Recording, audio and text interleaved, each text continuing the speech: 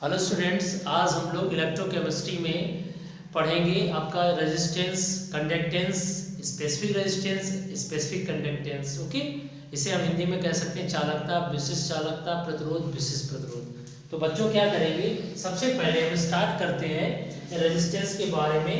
तो रेजिस्टेंस क्या होता है, अगर आप ध्यान से देखें, रेजिस्टेंस जो होता है, रेजिस्टेंस को हम आर से लिखते हैं बेटा। रेजिस्टेंस एक एक करके पढ़ेंगे। रेजिस्टेंस को आर से लिखते हैं और रेजिस्टेंस डायरेक्टली प्रोपोर्शनल होता है लेंथ के, और एरिया के इनवर्सली प्रोपोर्शनल होता है। तो जब बराबर लगाते हैं तो बेटा कांस्टेंट आता रो। ओके, तो यहाँ पर जो रेजिस्टेंस और ये प्रोपोर्शनलिटी कांस्टेंट आया, इसको हम क्या कहते हैं, रेजिस्टिविटी कांस्टेंट, वो रेजिस्टिविटी कहते हैं। तो रेजिस्टिविटी को कहते हैं प्रतिरोधकता। ओके, या इसका दूसरा नाम क्या है, स्पेसिफिक रेजिस्टेंस। बच्चों ये हमारा स्पेसिफिक रेजिस्टेंस है। इसकी यूनिट आ सकती है आपके एग्जाम में, व्हाट इज अ यूनिट। तो यूनिट की अगर हम बात करते हैं तो यूनिट जो होती है, तो यहाँ पर ये स्पेसिफिक रेजिस्टेंस है रो। रो कहाँ से आया, मैंने एक रिलेशन बताया आपको, रेजिस्टेंस इक्वल टू क्या होता है, रेजिस्टेंस डायरेक्टली प्रोपोर्शनल लेंथ की। बच्चों लंबाई ज्यादा होगी तो रेजिस्टेंस क्या होगा। आप अगर आपके यहाँ बिजली का कनेक्शन है और तार आप 1 किलोमीटर दूर से लेके आ रहे हो कनेक्शन, तो जाहिर सी बात है तार लंबा है, तो बीच में इतना प्रतिरोध है, उसमें रेजिस्टेंस ज्यादा, तार की लंबाई ज्यादा होगी, रेजिस्टेंस ज्यादा होगा। तो हम कोशिश करते हैं कि हम खंबे से, पोल से, नजदीकी पोल से हम तार लगाएं, जिससे रेजिस्टेंस कम होगा और कंडक्टेंस अच्छा होगा। तो हमें इलेक्ट्रिसिटी को फ्लो कराने के लिए कंडक्टेंस चाहिए, यानी कंडक्टिविटी ज्यादा होनी चाहिए और रेजिस्टेंस कम होना चाहिए। तो रेजिस्टेंस होगा वो किसके प्रोपोर्शनल है, लेंथ के। लेंथ ज्यादा है, रेजिस्टेंस ज्यादा है। हाँ, तार की मोटाई ज्यादा है तो आपका रेजिस्टेंस कम होगा, क्योंकि देखिए ना क्रॉस सेक्शन एरिया तार का, अगर तार की मोटाई ज्यादा है तो रेजिस्टेंस कैसा होगा, कम होगा। तो रेजिस्टेंस कम रखना चाहते हो तो तार की मोटाई बढ़ाओ। समझ में आ गया।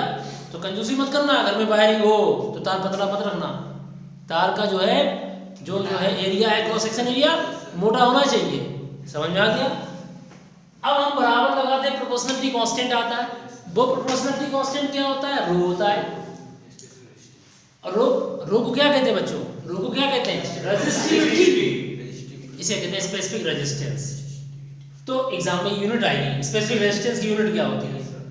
तो अब हम निकालते हैं। तो एक फार्मूला समझ में आया, तो यहाँ पर एक फार्मूला निकल के आ गया तुम्हारा, R बराबर रो इंटू एल अपॉन ए। यहाँ से रो बराबर निकालो तो रो बराबर R A upon L.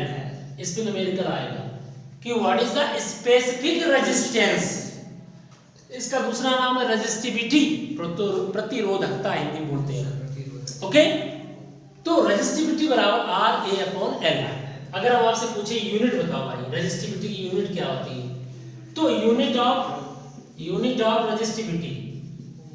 Resistivity की यूनिट क्या होती है बच्चों, आर की यूनिट, रेजिस्टेंस की यूनिट ओम, एरिया की यूनिट, अगर एरिया सेंटीमीटर में तो सेंटीमीटर स्क्वायर, लेंथ की सेंटीमीटर कट गया तो क्या बचा, ओम into centimetre.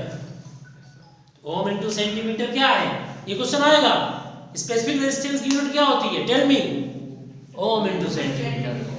Okay, ohm into centimetre किसकी यूनिट है, रेजिस्टिविटी की, या स्पेसिफिक रेजिस्टेंस रो की यूनिट होती है। ओके, अच्छा, तो ये हो गया आपका रेजिस्टेंस और स्पेसिफिक रेजिस्टेंस। ओके हो गए, समझ में आ गया।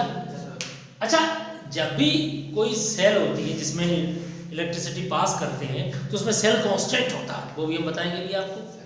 तो अगर आप ध्यान से देखेंगे थोड़ा, तो यहाँ पर भी एक सेल कांस्टेंट निकल के आएगा। देखिए आप, ये जो आपने फार्मूला पढ़ा था, आर रेजिस्टेंस बराबर स्पेसिफिक रेजिस्टेंस इनटू जो एल अपॉन ए है, उसे हम सेल कांस्टेंट भी कहते हैं, सेल स्थिरांक भी कहते हैं। R is equal to rho into से जी स्टार कहते हैं सेल कांस्टेंट को। बच्चों सेल कांस्टेंट क्या होता है आपको पता है, सेल में 2 इलेक्ट्रोड होते हैं। ओके, तो जैसे हम कंसीडर कर लेते हैं, ये तो आपको समझ में आ चुका है। तो आप L अपॉन ए को क्या कहते हैं, सेल कांस्टेंट।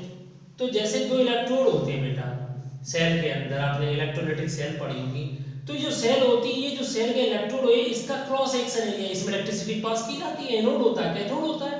तो इसका ए देखिए, इसमें क्या है, क्रॉस सेक्शन एरिया ए, और इन दोनों इलेक्ट्रोडों की जो वायर है उसके लंबाई और इनके बीच की दूरी भी कह सकते हैं, इनके बीच में कितना लेंथ है, समझ में आ गया, वो भी कुछ लोग कंसीडर करते हैं। लेकिन तार की जो लंबाई है और उसका क्रॉस सेक्शन एरिया है उस पर डिपेंड करता है, इसलिए याद रखना हर सेल का सेल कांस्टेंट L/A फिक्स होता है। हर सेल का, सेल में कोई सेल है तो हर सेल का सेल कांस्टेंट कैसा होगा, फिक्स होता है, उसकी वैल्यू स्थिर रहती है L/A। लेंथ, दो इलेक्ट्रोडों के बीच की दूरी, distance between two electrodes, and उस इलेक्ट्रोड का क्रॉस सेक्शन एरिया।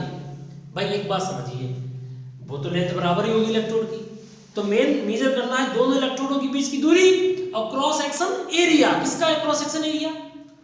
इलेक्ट्रोड का, तो वो वायर का बना होता है, तो कहीं ना कहीं L/A वैल्यू फिक्स होती है, इसलिए हर सेल का सेल कांस्टेंट फिक्स होता है। तो सेल कांस्टेंट किसे कहते हैं जल्दी बताइए? L/A। इसे हम लोग G स्टार से शो करते हैं। इसकी यूनिट क्या होगी? लेंथ की सेंटीमीटर, एरिया की सेंटीमीटर स्क्वायर, कट गया क्या है? Centimetre inverse. सेल कांस्टेंट की यूनिट सेंटीमीटर इनवर्स है, मीटर इनवर्स भी हो सकती है, समझ में आ गया? तो ये सेल कांस्टेंट की यूनिट हो गई। नेक्स्ट आता है, तो अभी आपने क्या पढ़ लिया बच्चों बताओ, एक समरी है शॉर्टकट में, रेजिस्टेंस। ओके, रेजिस्टेंस बराबर रो इनटू L/A। फिर क्या पढ़ लिया आपने? फिर रेजिस्टिविटी, और फिर इसके बाद आपने पढ़ा सेल कांस्टेंट L/A। तो तीन चीजें आपने पढ़ ली हैं, रेजिस्टेंस, रेजिस्टिविटी और cell constant L/A। Okay, resistance क्या है आपको पता है, रेजिस्टेंस बराबर directly proportional to length upon inversely proportional area, और रेजिस्टिविटी क्या होती है? रो कहां से निकलती है? जब बराबर आते हैं L/A। और जो L/A होता है बेटा, उसी को हम सेल कांस्टेंट कहते हैं, R बराबर रो इनटू G स्टार। समझ में आ गया? तो आपको जब रेजिस्टेंस, स्पेसिफिक रेजिस्टेंस दिया जाए और पूछा जाए सेल कांस्टेंट, तो आप इसका इस्तेमाल कर सकते हैं सेल कांस्टेंट का। हाँ, रेजिस्टेंस का यूनिट क्या होता है बच्चों? रेजिस्टेंस का यूनिट ओम, और रेजिस्टिविटी का यूनिट हमने बताया था, रेजिस्टिविटी बराबर निकलता है RA/L। रेजिस्टिविटी माने स्पेसिफिक रेजिस्टेंस, इसकी यूनिट ओम, इसकी सेंटीमीटर स्क्वायर, इसकी सेंटीमीटर, तो क्या निकल के आया? ओम इंटू सेंटीमीटर। लेंथ अगर मीटर में तो ओम इंटू मीटर, तो यहाँ पर इसकी यूनिट क्या निकल के आई? ओम इंटू सेंटीमीटर। और बेटा G स्टार क्या है? G स्टार क्या है? Cell constant. सेल कांस्टेंट की यूनिट क्या होती है? सबको पता, सेंटीमीटर L सेंटीमीटर स्क्वायर। तो ये दोनों कट जाएंगे, ये कट जाएंगे, देखिए सबकी यूनिट पता चल गई। तो रेजिस्टेंस की यूनिट ओम, रेजिस्टिविटी की यूनिट ओम इंटू सेंटीमीटर, और सेल कांस्टेंट की यूनिट क्या होगी तुम्हारी? Centimetre upon centimetre square. तो इसे आप सेंटीमीटर इनवर्स भी लिख सकते हैं, लिख सकते हैं इसे। तो देखिए सभी यूनिट कट हो गई, तो यानी बिल्कुल यूनिट फिक्स है यहाँ पर, समझ में आ गया? तो ये हो गया आपका क्या बेटा? रेजिस्टेंस। तो अब ये हो गया रेजिस्टेंस। नेक्स्ट आपका आता है कंडक्टेंस। और कंडक्टेंस जो होता है जस्ट अपोजिट होता है, रेसिप्रोकल होता है कंडक्टेंस रेजिस्टेंस। कंडक्टेंस बराबर होता है बच्चों 1 रेजिस्टेंस, ये आपने पढ़ा होगा। कंडक्टेंस तो कुछ लोग C से लिखते हैं और कहीं कहीं पर डिनोट किया था G से, खासकर आपने देखा हो NCERT की बुक्स में G से डिनोट करते हैं। तो 1 रेजिस्टेंस क्या होगा? R। तो आप अगर पूछा जाए व्हाट इज द कंडक्टेंस, तो you can say the reciprocal of resistance is called conductance. Hindi में क्या कहेंगे? प्रतिरोध के प्रतिलोमन को चालकता कहते हैं, बोलो। तो the reciprocal of resistance is called conductance. अच्छा, कंडक्टेंस की यूनिट, R की यूनिट क्या होती है सबको पता, ओम। तो 1 ओम, यूनिट क्या हो गई? Ohm inverse. तो बच्चों कंडक्टेंस की यूनिट क्या है? इसकी 3 यूनिट होती है बच्चों। तो पहली तो हमने बताई ओम इनवर्स, दूसरी MHO जस्ट अपोजिट हो जाएगी, और तीसरी साइमेंस। 3 यूनिट होती हैं कंडक्टेंस की, ओम इनवर्स, मोम एंड साइमेंस या सीमेंस बोल पढ़ सकते हैं, समझ में आ गया? तो बच्चों इस तरीके से कंडक्टेंस क्या होता है? Reciprocal of resistance. आप इसे नोट कर सकते हैं, इसकी यूनिट 3 होती है, ओम इनवर्स, मोम एंड साइमेंस। ये ब्रीफ थोड़ा सा एकदम इंट्रोड्यूस करा रहे हैं एक चीज को, आप ध्यान समझिएगा, ठीक है? जब आपका बेसिक क्लियर होगा तभी तो आप आगे चल के उन फार्मूला का यूटिलाइज करके न्यूमेरिकल्स लगा सकते हैं। तो इस तरीके से ये कंडक्टेंस हो गया। अब बात करते हैं कंडक्टेंस के बाद स्पेसिफिक कंडक्टेंस। तो स्पेसिफिक कंडक्टेंस क्या होता है? स्पेसिफिक को क्या कहते हैं? विशिष्ट चालकता बोलेंगे कंडक्टेंस को, ये विशिष्ट चालकता होगी यानी स्पेसिफिक कंडक्टेंस। अच्छा, इसको दूसरा नाम इसका क्या है? इसका दूसरा नाम है कंडक्टिविटी, कंडक्टिविटी बोलते हैं। ओके, इसे हम बोलते हैं के बना के थोड़ा घुमा देते हैं, कप्पा बोलते हैं इसे। क्या बोलते हैं? कप्पा। कप्पा बराबर क्या होता है?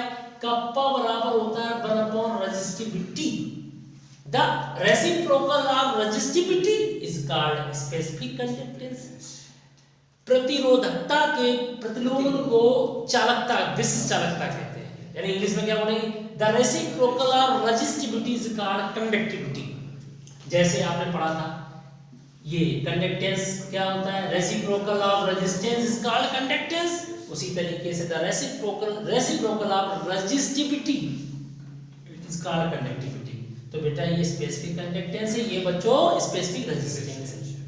अब कप्पा बराबर स्पेसिफिक रेजिस्टेंस हमने पढ़ा है R A अपॉन L होता है फार्मूला, आपने पढ़ा था। रेजिस्टिविटी बराबर पीछे R A upon L, L ऊपर चला जाएगा। Kappa is equal to 1 upon R into L upon A। बच्चों 2021 में इस पर न्यूमेरिकल, इस पर बेस्ड, इस पर आधारित न्यूमेरिकल 100% आएगा। ओके, 2021 में, यानी इसका यूटिलाइजेशन जरूर मिलेगा आपको, चाहे कोई भी चीज पूछी जाए। अगर आपसे मोलर कंडक्टेंस पूछी जाए या अन्य चीजें पूछी जाए तो कहीं ना कहीं इसका यूटिलाइजेशन जरूर होगा। ये एक क्या कहते हैं, ब्रिजिंग है फार्मूला, जो कई न्यूमेरिकल को जोड़ता है, कई क्वेश्चन को सॉल्व करने में मदद करता है। 99.9 में 100% आप इसे कह रहा हूं, ये इक्वेशन जरूर एग्जाम में यूटिलाइज होगी। तो kappa is equal to 1 upon R into L upon A। Kappa को क्या कहते हैं? Specific conductance. 1 upon resistance into ये सेल कांस्टेंट है बच्चों, L upon A cell constant. तो यहां से क्या समझेंगे?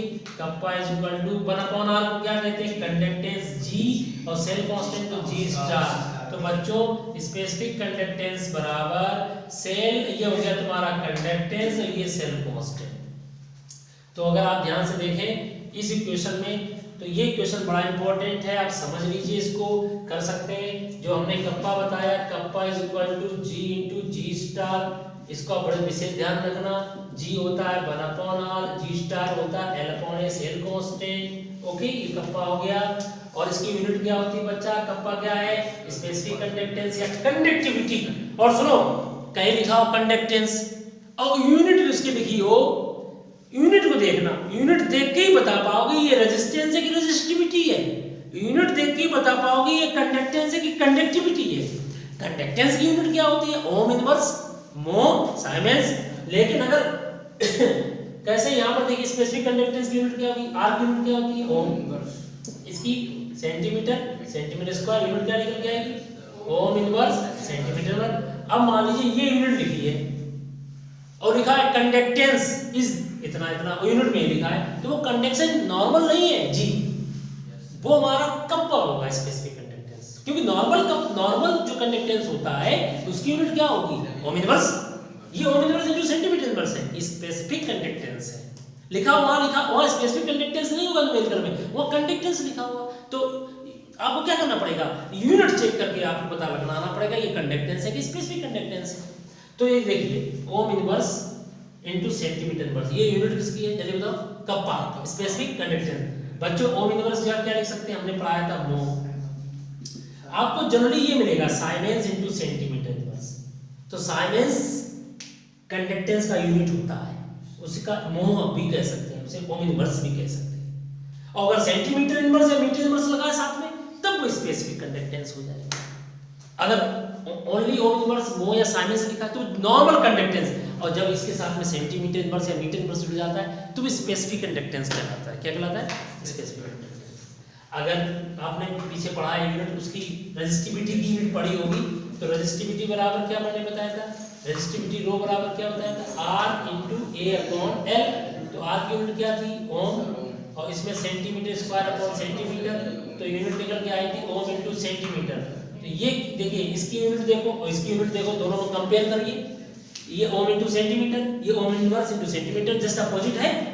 तो दिस इज स्पेसिफिक रेजिस्टेंस और दिस इज स्पेसिफिक कंडक्टेंस। तो स्पेसिफिक कंडक्टेंस होता है स्पेसिफिक रेजिस्टेंस का रेसिप्रोकल। समझ में आ गया? तो ये जो वीडियो हमने आपको बनाया है, इस वीडियो में हमने आपको छोटी छोटी बेसिक चीज़ों का भी ध्यान रखा है कि अगर आप फैमिलियर नहीं है तो उससे फैमिलियर हो जाएंगे।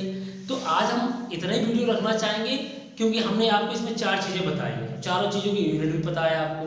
मैंने कौन कौन सी आपको चीज़ें बताई हैं, अगर आप ध्यान से देखें, मैं एक समराइज कर देता हूँ एक बार। मैंने आपको 4 कॉन्सेप्ट बेसिक बताए हैं जो कि आप लोगों ने 9th 10th 11th में पढ़े हैं। वो जो है, पहला क्या बताया मैंने आपको, रेजिस्टेंस क्या होता है, उसके फार्मूला बताया। रेजिस्टेंस जो होता है R, इसकी यूनिट बताई मैंने आपको। यूनिट क्या यूनिट होती है इसकी, ओम यूनिट होती है इसकी, ओम। और दूसरे नंबर पे क्या बताया मैंने, कंडक्टेंस। तो कंडक्टेंस जो होता है आपको पता होगा, कंडक्टेंस को क्या लिखते हैं, G से लिखते हैं। इसकी यूनिट क्या होती है बच्चों, ओम इनवर्स होती है। इसे हम, एक और यूनिट होती है इसकी, क्या होती है, मोम होती है। और तीसरी यूनिट इसकी साइमेंस होती है, सीमेंस। थर्ड हमने आपको बताया सेल कांस्टेंट। किसी सेल में जब ये इलेक्ट्रिक करंट देते हैं तो इलेक्ट्रोलाइसिस होती है, तो सेल कांस्टेंट को हम लिखते हैं G स्टार से। और ये हमारा L/A होता है सेल कांस्टेंट। इसकी यूनिट क्या होती है, सेंटीमीटर इनवर्स होती है या मीटर इनवर्स होती है। फोर्थ हमने आपको बताया है कंडक्टेंस के बाद में, रेजिस्टेंस के बाद में रेजिस्टेंस भी जोड़िए स्पेसिफिक रेजिस्टेंस या रेजिस्टिविटी से।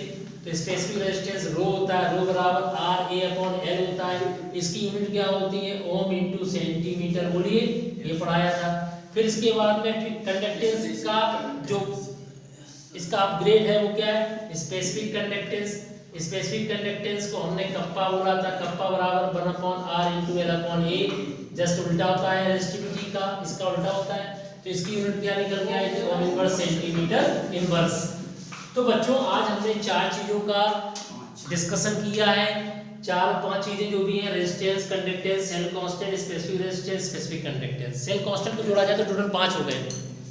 तो बच्चों इस तरीके से इनकी यूनिट्स आप अच्छे से पढ़ लीजिएगा, तैयार कर लीजिएगा। हमारा नेक्स्ट वीडियो, इसके आगे हम मोलर कंडक्टेंस बताएंगे। तब तक के लिए thank you very much. Comments करना मत भूलिएगा। Thank you very much.